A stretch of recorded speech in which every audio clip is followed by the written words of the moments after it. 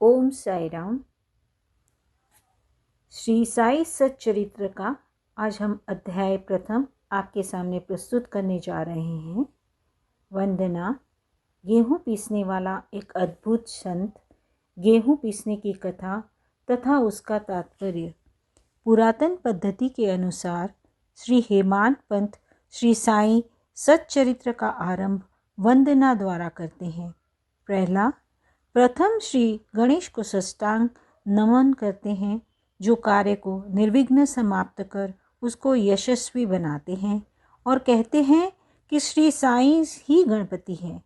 दूसरा, फिर भगवती सरस्वती को, जिन्होंने काव्य रचने की प्रेरणा दी, और कहते हैं कि श्री साई भगवती से भिन्न नहीं हैं, जो कि स्वयं ही अपना जीवन संगीत बयान कर रहे हैं।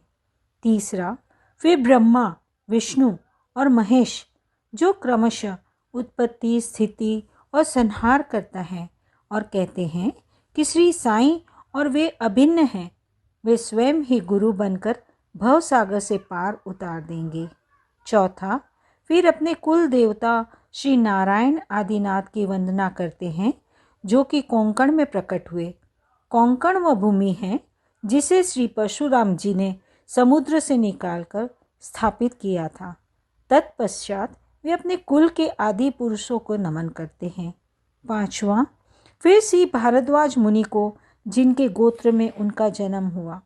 पश्चात उन ऋषियों को, जैसे याज्ञवल्क्य, भृगु, पाराशर, नारद, वेदव्यास, सनक, सनंदन, सनत कुमार, शुक, शौनक, विश्वामित्र, वरिष्ठ, वामदेव, जैमिनी, वैशंपायन, नवयोगींद्र इत्यादि तथा आधुनिक संत जैसे निवृत्ति, ज्ञानदेव, सोपान, मुक्ताबाई, जनार्दन, एकनाथ, नामदेव, तुकाराम, कान्हा, नरहरि आदि को नमन करते हैं। छठा, फिर अपने पितामह सदाशिव, पिता रघुनाथ और माता को, जो उनके बचपन में ही गत हो गई थी। फिर अपनी चाची को, जिन्होंने उनका भरण पोषण किया, और अपने प्रिय भ्राता को नमन करते हैं। सातवां, फिर पाठक को नमन करते हैं, जिनसे उनकी प्रार्थना है कि वे एकाग्रचित्त होकर कथामृत का पान करें। आठवां, अंत में श्री सच्चिदानंद सद्गुरु श्री साईनाथ महाराज को, जो कि श्री दत्तात्रेय के अवतार और उनके आश्रयदाता हैं, और जो ब्रह्म सत्यम जगन मिथ्या का बोध कराकर समस्त प्राणियों में एक ही भ्रम की व्याधि की अनुभूति कराते हैं।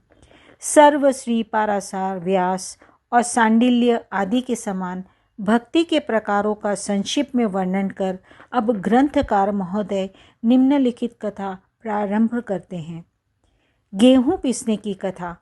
सन 1910 में मैं एक दिन प्रातःकाल श्री साईं बाबा के दर्शनार्थ मस्जिद में गया। वहाँ का विचित्र दृश्य देख मेरे आश्चर्य का ठिकाना न रहा कि साईं बाबा मुंह हाथ धोने के पश्चात चक्की पीसने की तैयारी करने लगे। उन्होंने फर्श पर एक टाट का टुकड़ा बिछा, उस पर हाथ से पीसने वाली चक्की रखी। उन्होंने कुछ गेहूं डालकर पीसना आरंभ कर दिया। मैं सोचने लगा कि बाबा की चक्की पीसने से क्या लाभ है। उनके पास तो कोई है ही नहीं, और वे अपना निर्वाह भी भिक्षावृत्ति द्वारा ही करते हैं। इस घटना के समय वहां उपस्थित अन्य व्यक्तियों की भी ऐसी ही धारणा थी, परंतु उनसे पूछने का साहस किसे था। बाबा के चक्की पीसने का समाचार शीघ्र ही सारे गांव में फैल गया, और उनकी यह विचित्र लीला देखकर हेतु तत्काल ही नर नारियों की भीड़ मस्जिद की ओर दौड़ पड़ी। उनमें से 4 निडर स्त्रियां भीड़ को चीरती हुई ऊपर आई और बाबा को बलपूर्वक वहां से हटाकर उनके हाथ से चक्की का खूंटा छीनकर तथा उनकी लीलाओं का गायन करते हुए उन्होंने गेहूं पीसना प्रारंभ कर दिया। पहले तो बाबा क्रोधित हुए, परंतु फिर उनका भक्ति भाव देख वे शांत होकर मुस्कुराने लगे। पीसते पीसते उन स्त्रियों के मन में ऐसा विचार आया कि बाबा के तो न तो घर द्वार है और न इनके कोई बाल बच्चे हैं, तथा न कोई देख रेख करने वाला ही है। वे स्वयं भिक्षावृत्ति द्वारा ही अपना निर्वाह करते हैं। अतः उन्हें भोजन आदि के लिए आटे की आवश्यकता ही क्या है। बाबा तो परम दयालु है, हो सकता है कि यह आटा वे हम सब लोगों में ही वितरण कर दे। इन्हीं विचारों में मग्न रहकर गीत गाते गाते उन्होंने सारा आटा पीस डाला। तब चक्की को हटाकर आटे का 4 समान भागों में विभक्त कर लिया और अपना अपना भाग लेकर वहां से जाने को उद्यत हुई। अभी तक शांत मुद्रा में निमग्न बाबा तत्क्षण ही क्रोधित हो उठे और उन्हें अब शब्द कहने लगे, स्त्रियों, क्या तुम पागल हो गई हो? तुम किसके बाप का माल हड़प करके ले जा रही हो? क्या कोई कर्जदार का माल है जो इतनी आसानी से उठाकर लिए जा रही हो? अच्छा, अब एक काम करो कि इस आटे को ले जाकर गांव की मेड़ सीमा पर बिखेराओ। मैंने शिरडी वासियों से प्रश्न किया कि जो कुछ बाबा ने अभी किया है उसका यथार्थ में क्या तात्पर्य है। उन्होंने मुझे बतलाया कि गांव में विषुचिका हैजा का जोरों से प्रकोप है और उसके निवारणार्थ ही बाबा यह उपचार है। अभी जो कुछ आपने पीसते देखा था वह गेहूं नहीं वरन विषुचिका हैजा था जो पीसकर नष्ट कर दी गई है। इस घटना के पश्चात सचमुच विषुचिका की संक्रामकता शांत हो गई और ग्रामवासी सुखी हो गए। यह जानकर मेरी प्रसन्नता का पारावार न रहा। मेरा कौतूहल जागृत हो गया। मैं स्वयं से प्रश्न करने लगा कि आटे और विषुचिका हैजा रोग का भौतिक तथा पारस्परिक क्या संबंध है। इसका सूत्र कैसे ज्ञात हो? घटना बुद्धिगम्य सी प्रतीत नहीं होती। अपने हृदय की संतुष्टि के हेतु इस मधुर लीला का मुझे 4 शब्दों में महत्व अवश्य प्रकट करना चाहिए।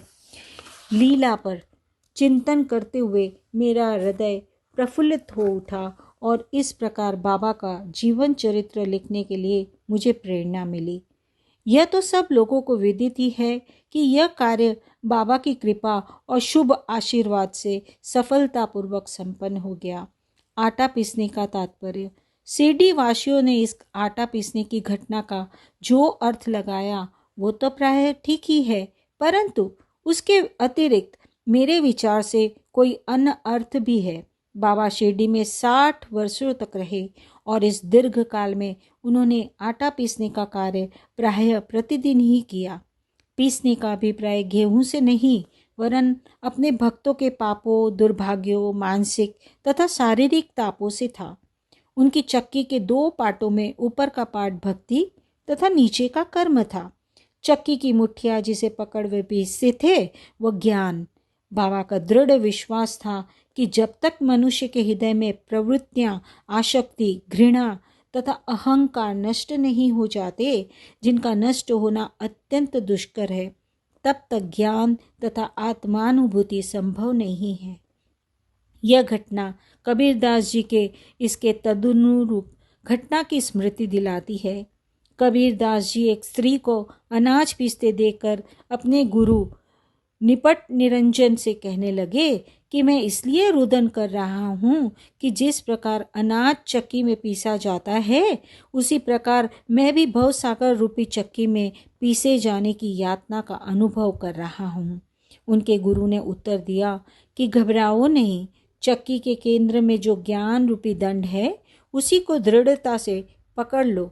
जिस प्रकार तुम मुझे करते देख रहे हो उससे दूर मत जाओ, बस केंद्र की ओर ही अग्रसर होते जाओ और तब यह निश्चित है कि तुम इस भवसागर रूपी चक्की से अवश्य बच जाओगे। ओम साई राम।